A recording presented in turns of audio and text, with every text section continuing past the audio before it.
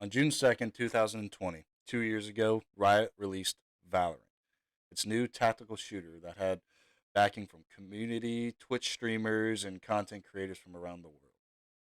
People thought this could be the game to end all games. With its movement, weapons, and tactical, precise gunplay, could it kill CS:GO? Even with its wide variety of characters and abilities, could it end Overwatch? Short answer is no. And in this video, I'll give my opinion on the game 2 years later. Let's get it.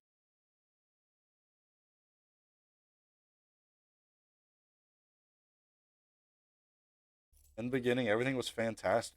This was a fresh new game that we could all come together and learn as one. It's brought many different players together, such as CSGO, Overwatch, Apex Legends, and many others. Everyone was trying to figure out what the meta was, what was the best way to use characters' abilities. Do you go Phantom? Do you go Vandal? What was the overall meta of this game? As the game grew, the community evolved along with it. And with any game, toxicity lurks in the background.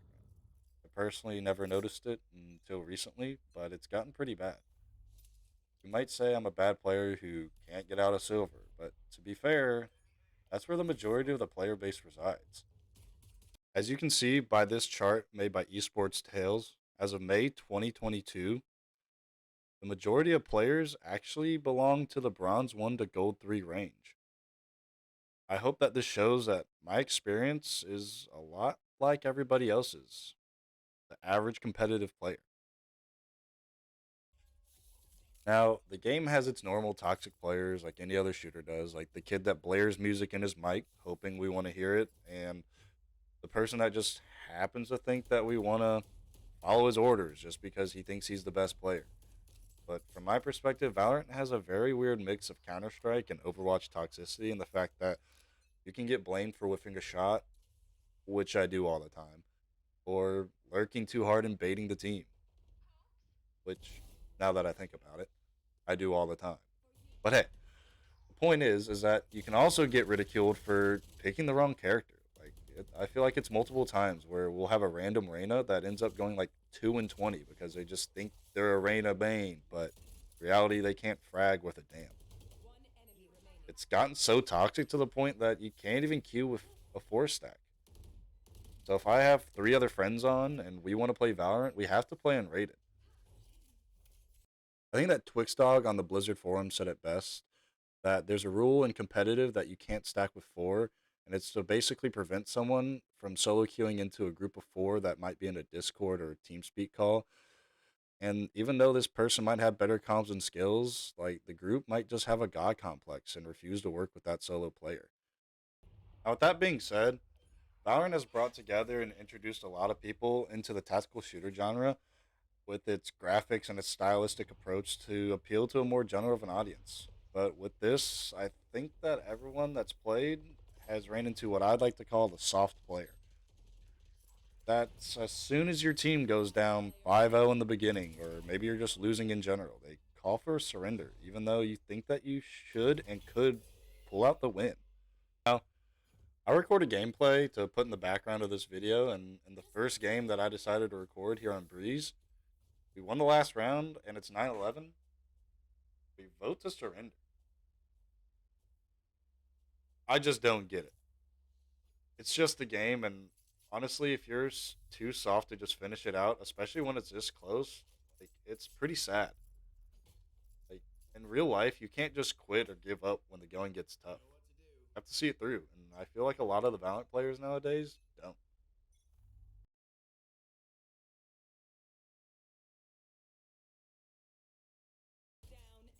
Now, this might be the most unique and interesting thing that Valorant's got going for it. A lot of people will complain about the gunplay and whether or not this really classifies as a tactical shooter, but I don't think the weapons are really the main problem. I really think it's more of a combination between the agents and the gunplay. With any character based games like Overwatch, League of Legends, etc., you have balancing issues. Valorant has 20 agents to select as the making of this video that are all different and all with different purposes, playstyles, and kits. But all of them aren't considered competitively viable. According to Valor Buff, as the making of this video in patch 4.08, there are 5 agents with a less than 15% pick rate, with Astra being the lowest at 4.8. The sad thing is that this will always be the case with new agents being released, buffs, nerfs coming in patches, and you just have to play what's meta at the time. Valorant isn't the only game with this problem. Take Overwatch, for example. They have the same issue, but somewhat solved it with their role selection queue, forcing players to either choose DPS, tank, or healer. On top of that, balancing agents and their kits, Riot must also balance the weapons and see how they coincide with each agent in itself. Everyone knows the issues with running and gunning and how overpowered the op can be if your team isn't prepared well to flash or smoke an opera off their angle. But Valorant has done well based on the blueprints and groundwork laid before them by, say Siege or Counter Strike. And I think the overall issues won't ever really be fixed.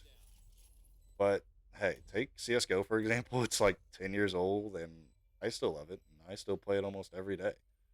It's a broken game.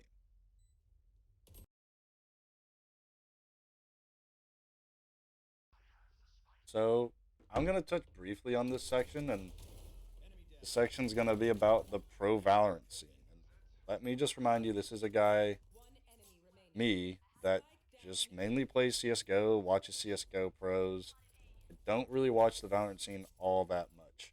So take whatever I say with the tiniest grain of salt. And in my opinion, the scene and the sport in itself is still really young for me to have a full, like, fledged, flushed out opinion about. I will say that I do like how Riot has been involved with the entire scene. I mean, they're helping with the organizations and the tournaments, and I mean, heck, from a CS:GO perspective, Valve hardly does anything for it besides put on the major. And they normally just throw that to a third party, anyways. But uh, CS:GO is 10 years old, and honestly, in my opinion, I agree with Face Tika. Love this team. I love the vibe. It's just, I love watching them play. I never miss a game. Whatever, like I'm watching every single game. In my opinion, it's the greatest esport. I always watch. That's why it's so sick to be at the major finally and be here in person, be with the guys and see them play. And we're in the finals, man. I mean, with that being said, I mean that's with 10 years of history behind it. Valorant is 2 years old as of today. I think that honestly, it still has a really good production and really entertaining when I see a Jet player whip out her ult and get an ace with the knives, or even some Giga Chad Brain Mega whatever people say like outplay with like an agent's ability. I mean that's really cool and creative to see. But like in all honesty, it doesn't really seem all that impressive when you look back at it. In my opinion, like I think watching an Overwatch team wipe or like a simple ace on Dust 2 is much more entertaining to me. I mean, hell, I see people in Rocket League hitting like flip resets, double flip resets, double taps off walls, and that seems way more mechanically difficult than just getting an easy frag on Valorant.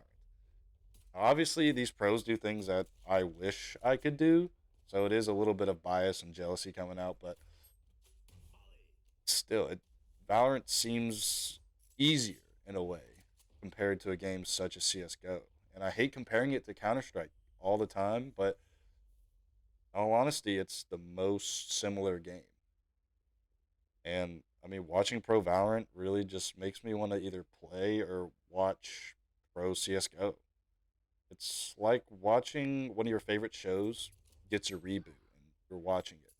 It's just similar enough to where you'll be okay with it, but you will forever really want to watch the original.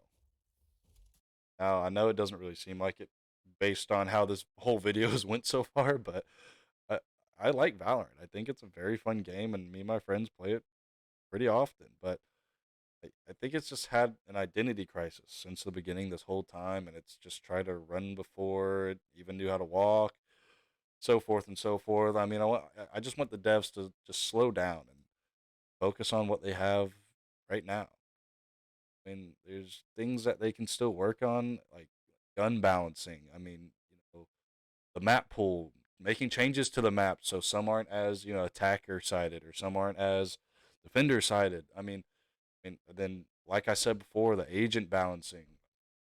There's like quality of life things that they've done really well, like that I would love to see in Counter Strike. Like, I mean, it's just they've done so many things right and yet so many things wrong. I mean, they don't have a replay system, which for me, as someone that likes to record highlights and things like that, I have to remember to record. I can't just go back and watch a demo. Or if they added a stats page like Counter Strike has, but unlike Counter Strike, have us not subscribe per month to just know what our stats are. I mean, I'm just some guy with an opinion, and I want to know what you guys think down below. Please let me know. Valorant is still such a young and new game when you put it in perspective. It feels like it came out just yesterday. Like I was waiting in Jason R stream to get a key drop so I could go play the beta. I mean, I was excited, and 2 years later, I hardly touch it unless my friends want to play with me. But we'll just have to wait and see what the future has in store. Thank you guys for watching.